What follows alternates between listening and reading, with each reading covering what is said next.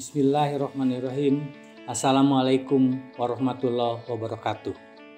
Pada kesempatan ini, Bapak akan memberikan gambaran bagaimana kebijakan pemerintah dalam bidang pendidikan, baik dari pemerintah pusat, pemerintah provinsi, sampai kepada kebijakan pendidikan di sekolah SMA Negeri 11 Bandung. Anak-anakku sekalian, seperti kalian ketahui, sebelumnya di saat kalian berada di SMP, ini telah menggunakan kurikulum 2013. Tentunya agak sedikit paham bagaimana kurikulum 2013 ini harus dilakukan. Nah, saat ini hanya memberikan gambaran kembali supaya lebih diingatkan, supaya lebih berhasil untuk kalian semua. Mungkin ada sesuatu yang terlupakan bagaimana pembelajaran 2013 ini dilaksanakan.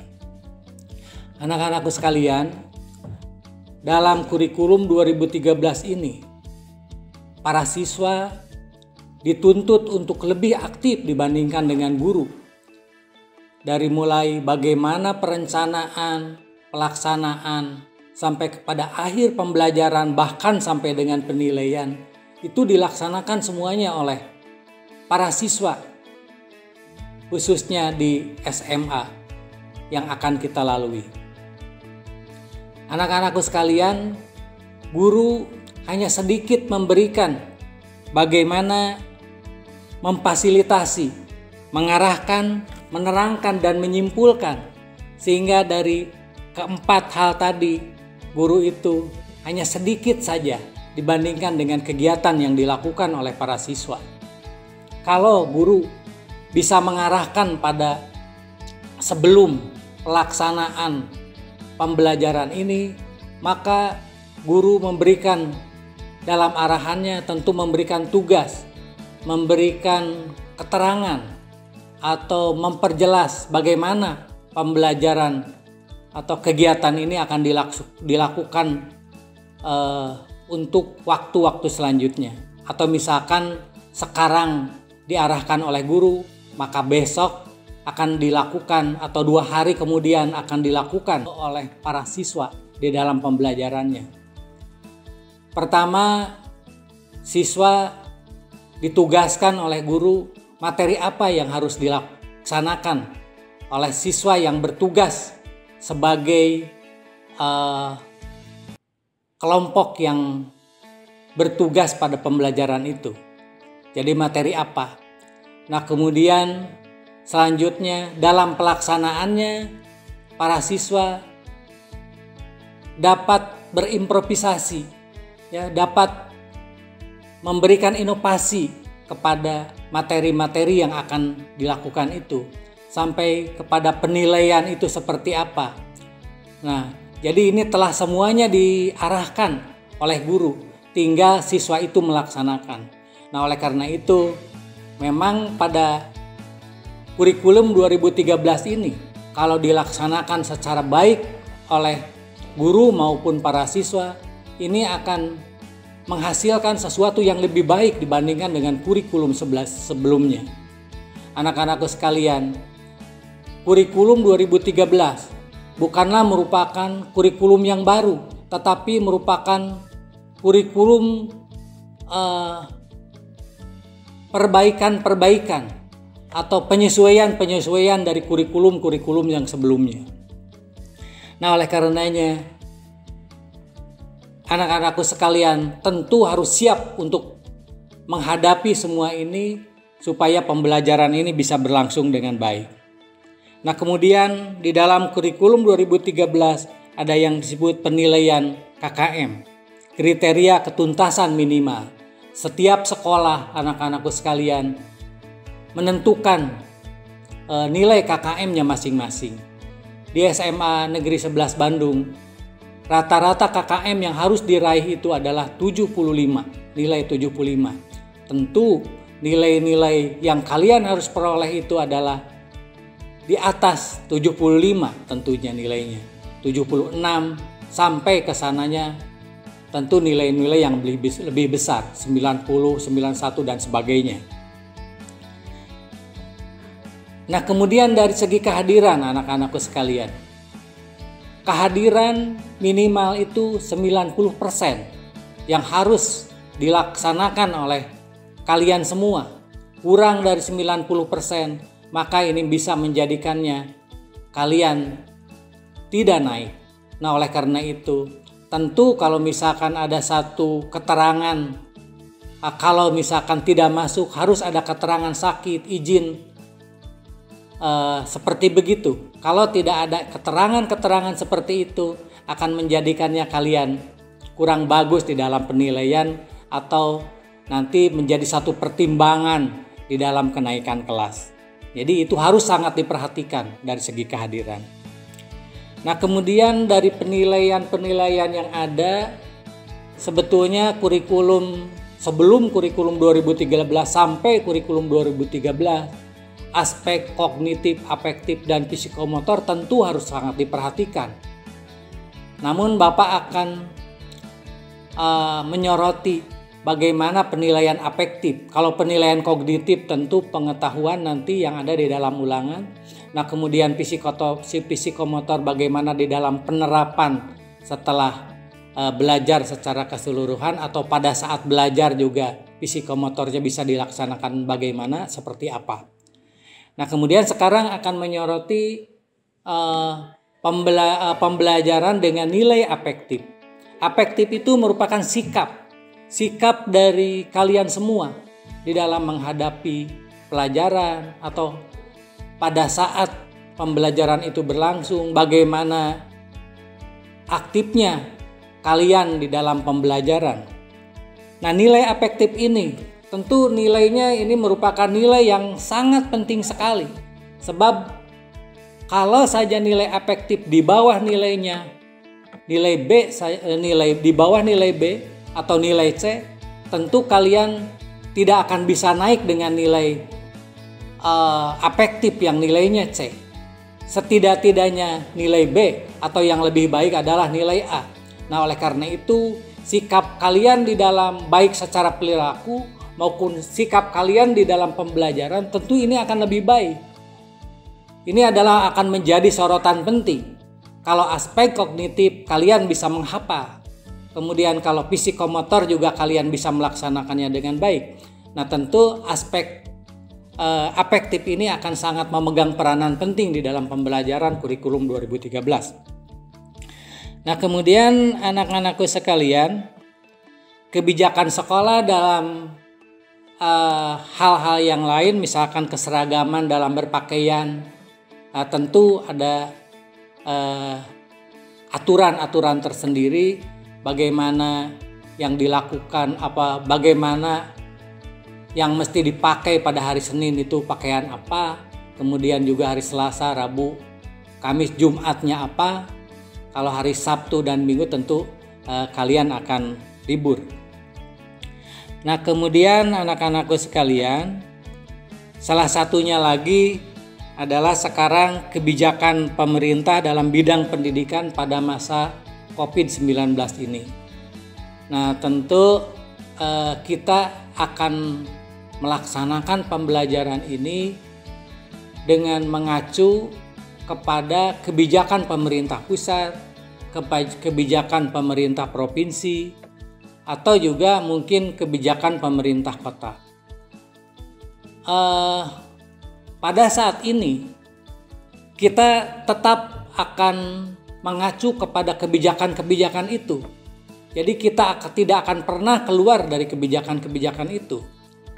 Kalau kita pernah melihat, membaca dan mendengar dari Menteri Pendidikan dan Kebudayaan itu, pada saat itu ada satu kemungkinan pembelajaran itu akan dilakukan pada semester 2. Artinya akan dilakukan pada bulan Januari.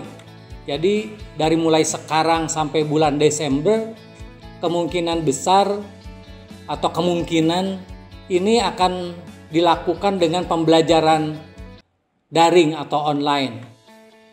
Nah, oleh karena itu, jadi ini mohon dipahami oleh semuanya, mohon dimengerti oleh semuanya bahwa kebijakan pembelajaran yang akan kita lakukan itu terutama sekali yang memang krusial, kita akan tetap mengacu kepada kebijakan pemerintah.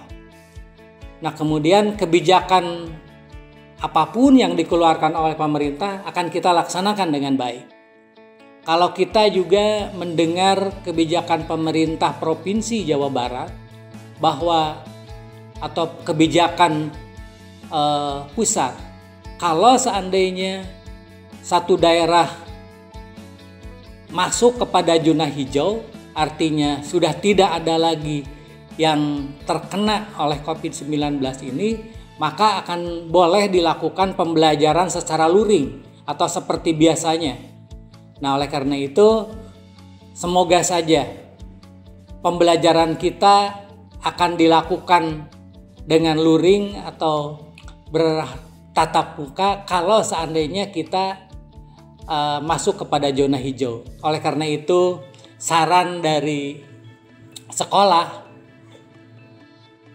kalian harus tetap menjaga atau melaksanakan himbauan-himbauan yang dilakukan oleh pemerintah, baik bagaimana melaksanakan social distancing atau kemudian juga memakai masker, kemudian juga tidak masuk pada kerumunan massa seperti di pasar, kemudian di mall, kemudian sudah pasti tidak ada sekarang yang namanya resepsi pernikahan yang rame-rame, tapi akan disesuaikan dengan situasi yang ada pada saat ini.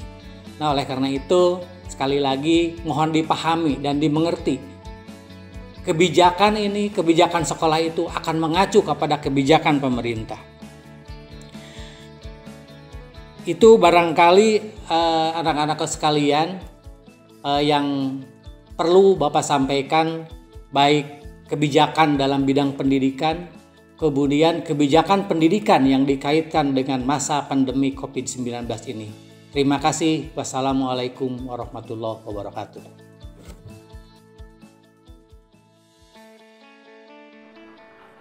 Bismillahirrahmanirrahim. Assalamualaikum warahmatullahi wabarakatuh. Selamat pagi anak-anakku sekalian. Salam sejahtera untuk kita semua. Puji dan syukur kita panjatkan kehadirat Allah Subhanahu wa Ta'ala, bahwasanya kita semua sampai hari ini masih diberikan kesehatan. Dan sholawat serta salam juga selalu kita limpah curahkan kepada junjungan kita Nabi Muhammad SAW, kepada tabi-tabiin, kepada saudara, keluarga, dan tentunya untuk kita semua selaku umatnya. Anak-anakku sekalian, pada kesempatan pagi ini, Ibu ingin mengucapkan selamat datang pada seluruh peserta didik baru tahun 2020-2021 di Sekolah Berwawasan Lingkungan Kampus Ceria SMA Negeri 11 Kota Bandung dalam kegiatan MPLS, Masa Pengenalan Lingkungan Sekolah untuk Siswa Baru. MPLS merupakan kebijakan yang digulirkan oleh Kementerian Pendidikan dan Kebudayaan yang ditindaklanjuti oleh Dinas Pendidikan Provinsi Jawa Barat. Anak-anakku sudah mendapatkan materi tentang kebijakan tersebut dari Bapak Kepala Sekolah, dan insya Allah pada kesempatan ini Ibu akan melanjutkan informasi terkait dengan profil sekolah yang tentunya menjadi awal dari perkenalan anak-anakku kepada SMA Negeri 11 Bandung. Perkenalkan dulu, nama Ibu Diah Kuswarini, dan di dalam materi ini Ibu akan menyampaikan tentang wawasan Wiyata Mandala yang tentunya setiap siswa baru pasti akan mendapatkan materi tentang ini. Ya. Anak-anakku bisa melihat di dalam slide, wawasan Wiyata Mandala itu memiliki pengertian wawasan itu pandangan, wiyata itu pendidikan, dan mandala itu adalah lingkungan. Jadi wawasan wiyata mandala bisa diartikan sebagai suatu pandangan atau tinjauan mengenai lingkungan pendidikan. Nah, sekolah itu adalah wiyata mandala, berarti sekolah itu adalah lingkungan pendidikan. Mari kita lihat ya profil SMA Negeri 11 Bandung. Kenapa slogannya itu adalah ceria? Ceria itu pengertiannya adalah cerdas, rindang, indah, dan agamis. Anak-anakku bisa melihat dan merasakan sendiri keceriaan di kampus ini, kerindangannya, keindahannya, dan tentunya nuansa religiusnya. Kita pertama kali masuk ke gerbang SMA Negeri 11 Bandung akan menemukan sebuah bangunan yang sangat megah, dan anakku bisa melihat nanti gedung itu akan diberi nama dengan Masjid Bahrul Ulum. Masjid Bahrul Ulum ini adalah mendapatkan penghargaan dari MUI Jabar sebagai masjid terbaik se-Jawa Barat sejak tahun 2010, sejak berdirinya masjid ini. Selanjutnya anak-anakku, kita akan masuk lebih ke dalam untuk mengenal lebih detail tentang data sekolah kita. Jadi biasanya nanti di dalam ijazah kelulusan kalian itu akan tercantum identitas sekolah dengan nomor statistiknya, kemudian juga NPSN-nya. Nah, ini adalah data statistik sekolah kita. Kita ini berada di Kelurahan Cigereleng, Kecamatan Regol. Kemudian juga luasnya, nanti anak-anakku bisa tahu. Ini data yang paling penting biasanya adalah alamat sekolah, kemudian juga kode pos sekolah, dan nomor telepon sekolah. Selanjutnya anak-anakku, semua yang menjadi warga SMA Negeri 11 Bandung itu harus memahami dan tahu dengan persis apa yang menjadi visi misi sekolahnya. Visi SMA Negeri 11 Bandung untuk tahun ini adalah menuju sekolah terdepan di tahun 2024 pada bidang logika, praktika, etika, dan estetika, baik dalam skala regional maupun nasional. Visi ini mengalami perkembangan dan perubahan sesuai dengan tuntutannya, kebutuhannya. Jadi baru per tahun 2019 kemarin visi kita diganti atau ditambahkan tahunnya. Karena tahun 2019 kita sudah mencapai beberapa prestasi sesuai yang diinginkan. Kemudian misinya. Misi untuk SMA Negeri 11 Bandung ini sangat mudah untuk diingat, namun mungkin cukup sulit untuk bisa melaksanakannya. Tetapi mudah-mudahan anak-anakku semua selama 3 tahun ke depan, kemudian nanti setelah menjadi alumni-nya, itu tetap bisa mengimplementasikannya. Yang pertama adalah aliman, yang kedua adalah solihan, dan yang ketiga adalah mujahidan. Aliman mengandung arti untuk kemampuan menguasai ilmu pengetahuan, teknologi, dan keterampilan.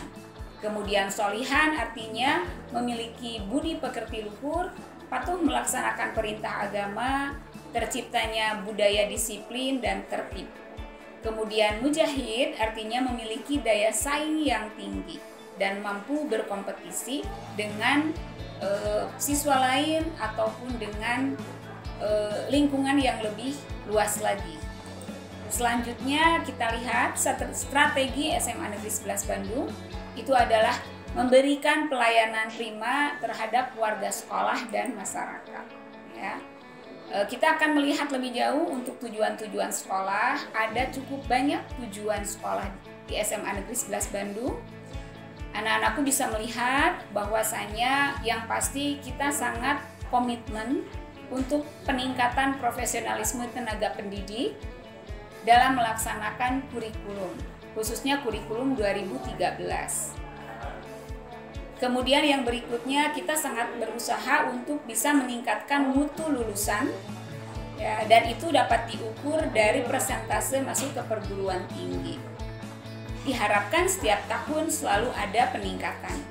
Berikutnya adalah menciptakan peserta didik yang mampu bersaing dalam menghadapi era globalisasi, tentunya sesuai dengan visi dan misi sekolah. Yang berikutnya lagi adalah peningkatan kualitas kemampuan dan keterampilan.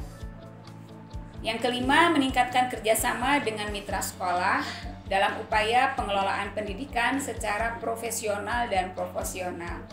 Ini banyak bukti untuk menunjukkan bahwa SMA Negeri 11 itu banyak bekerja sama dengan mitra-mitra, ya.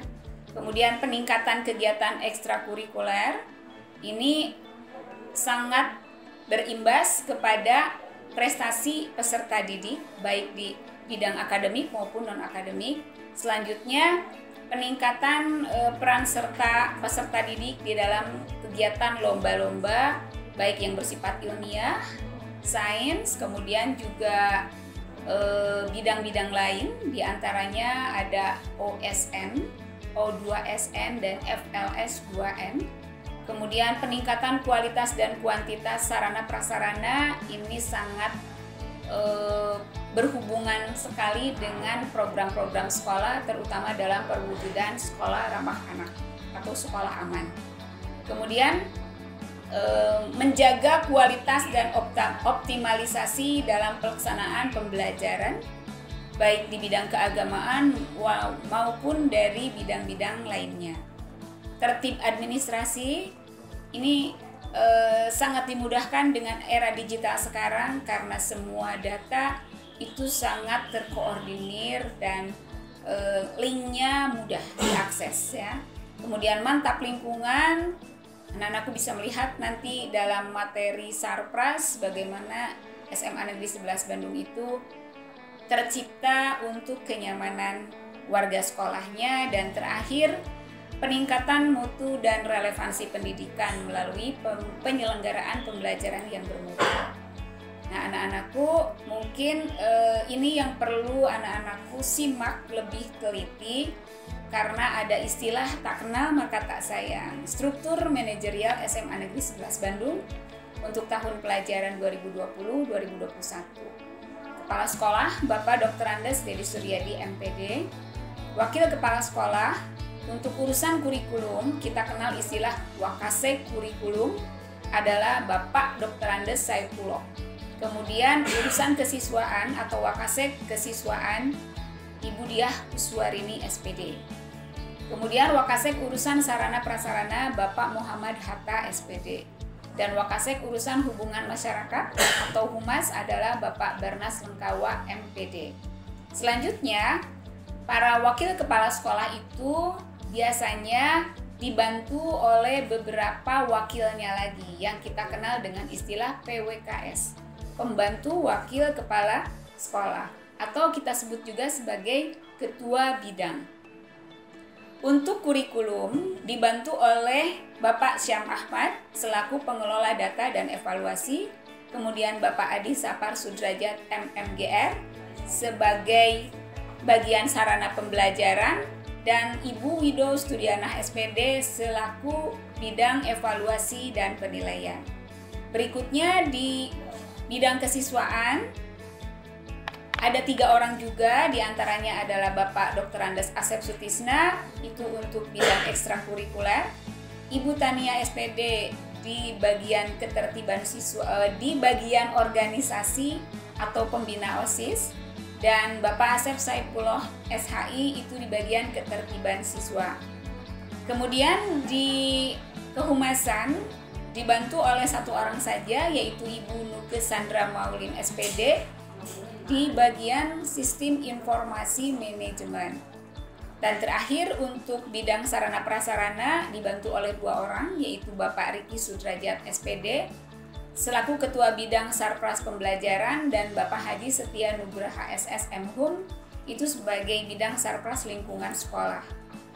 Nah, berikutnya anak-anakku, SMA Negeri 11 Bandung ini memiliki tenaga pendidik atau guru yang jumlahnya kurang lebih 67 orang, terdiri atas guru ASN dan guru non-ASN.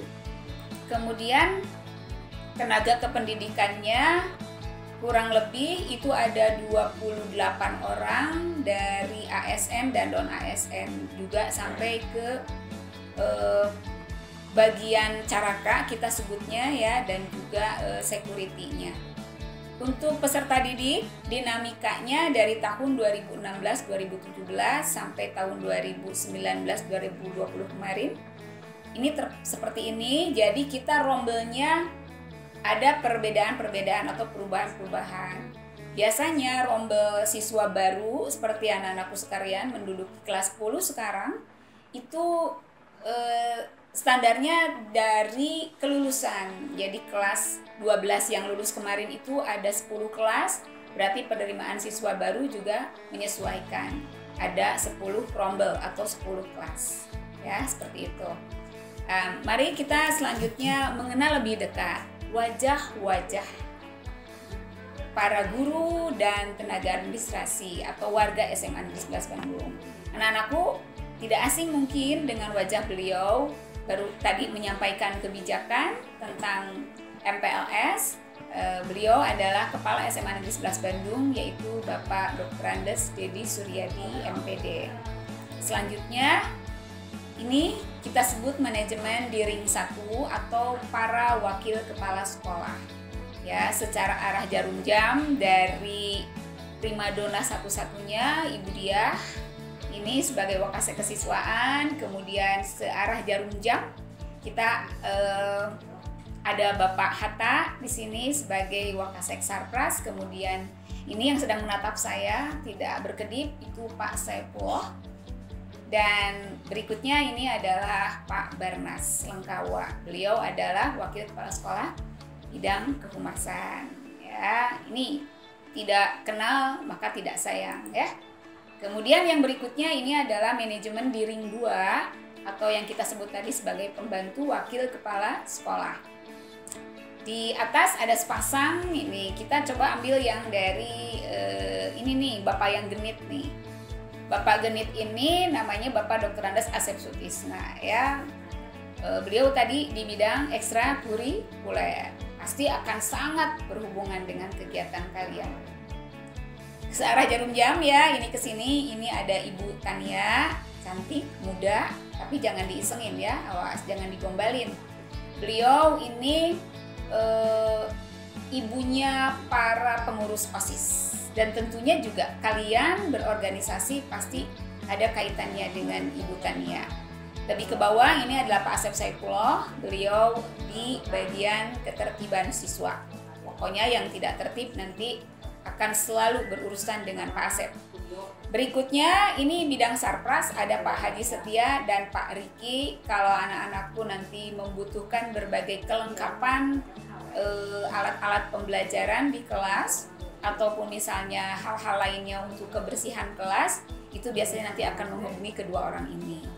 Yang berikutnya ini ibu yang cantik, Ibu Nuke Sandra Maulina membantu Pak Barnas di Humas, dan 3 orang yang di atas inilah orang-orang kurikulum yang melakukan pemantauan langsung terhadap kelancaran berjalannya pembelajaran di kelas. Ada Pak Adi, Pak Sam, dan Ibu Wido. Yang berikutnya mungkin kita harus mengenal lebih ke guru-guru. Kita sebutnya adalah musyawarah guru mata pelajaran. Ini ada guru-guru rumpun MIPA, matematika, ilmu pengetahuan alam, kelompok guru matematika, kelompok guru biologi, kelompok guru kimia, dan kelompok guru fisika. Nanti di dalam kegiatan pembelajaran selanjutnya anak-anakku pasti akan mengenal lebih dekat beliau-beliau ini ya. Ini adalah rumpun umum dan sosial, ada MGMP ekonomi, kemudian ada MGMP sejarah, ada MGMP geografi, dan terakhir ada sosiologi. Ya, memang per tahun ajaran 2020-2021 akan ada beberapa guru tambahan ya. Berikutnya rumpun bahasa dan seni. Kita punya guru bahasa Indonesia, bahasa Inggris, bahasa daerah, muatan lokalnya. Kemudian ada guru bahasa asing, karena di SMA Negeri 11 Bandung ini ada jurusan bahasanya. Jadi guru bahasa asingnya ada bahasa Jepang dan ada bahasa Arab ya, biasanya ada bahasa Arab. Kemudian ini berikutnya MGMP umum. kita kelompokkan umum karena semua program baik MIPA, IPS maupun bahasa itu akan mendapatkan pelajaran-pelajaran ini. Di antaranya adalah pendidikan agama Islam, PAI ya, kemudian ada olahraga atau penjas orkes gitu. Dan ini yang di tengah adalah Bapak Ibu guru BK. Semua siswa biasanya akan sangat berhubungan dengan guru-guru BK ini ya, untuk pengembangan diri dan lain sebagainya. Kemudian selanjutnya profil dari tenaga administrasi SMA Negeri 11 Bandung. Ini adalah TA yang statusnya ASN. Ada Ibu Kasubag TA, Ibu Cucu Rosnawati SPD, dibantu oleh bendahara, bidang kepegawaian dan yang lain-lainnya. Di sini nanti kalian akan mengenal karena urusan-urusan siswa banyak juga ditangani oleh urusan tenaga administrasi. Biasanya Pak Tatang nih yang urusannya dengan Dapodik ya. Kemudian juga Ibu Heri biasanya itu juga dengan bagian kesiswaan. Yang berikutnya ini TA non ASN, masih pada muda-muda di sini, mulai dari bidang pembayaran, kemudian juga pendataan siswa, perpustakaan, laboratorium, ini semuanya ada lengkap di sini. Dan terakhir ini mungkin adalah kelompok lapangan ya, ada drivernya, security-nya, dan para caraka. Kita punya 8 orang caraka atau cleaning service, atau misalnya yang berhubungan dengan pelayanan kepada para guru biasanya ya, seperti itu anak-anakku. Kemudian selintas Ibu ingin mengenalkan bahwa SMA 11 ini memiliki banyak prestasi, dan mungkin nanti di materi-materi selanjutnya prestasi apa itu akan lebih dijelaskan lagi. Ini penting untuk memotivasi anak-anakku sekalian bahwasanya di sekolah ini saatnya kalian untuk menunjukkan kemampuan kalian ya, untuk meraih prestasi yang sebaik-baiknya dengan mengusung program-program unggulan seperti ini. Jadi kita memang mempertahankan sekolah kita sebagai sekolah yang sudah mendapatkan penghargaan Adiwiyata Mandiri. Nah, program unggulan untuk sekolah kita di tahun 2020-2021 itu diantaranya ada 5 kelompok ya. Mulai dari mempertahankan SMA Negeri 11 Bandung sebagai sekolah Adiwiyata Mandiri, juga sebagai sekolah sehat, sekolah digital, dan sekolah religius. Juga tentunya adalah senantiasa berusaha untuk mengembangkan 8 standar pendidikan nasional, karena ini penting untuk penilaian akreditasi sekolah. Alhamdulillah di tahun 2018-2019 yang lalu, SMA Negeri 11 Bandung itu sudah mendapatkan akreditasi yang sangat tinggi. Ada di nilai 97. Jadi mudah-mudahan pada kesempatan yang akan datang akreditasi sekolah kita semakin meningkat. Demikian anak-anakku sekalian yang bisa disampaikan pada kesempatan ini. Kurang lebihnya mohon maaf, mudah-mudahan walaupun singkat, materi wawasan Wiyata Mandala mengenal lebih dekat ke dalam tentang lingkungan SMA Negeri 11 Bandung ini cukup bisa dipahami. Terima kasih atas perhatiannya. Billahi taufiq wal hidayah. Wassalamualaikum warahmatullahi wabarakatuh.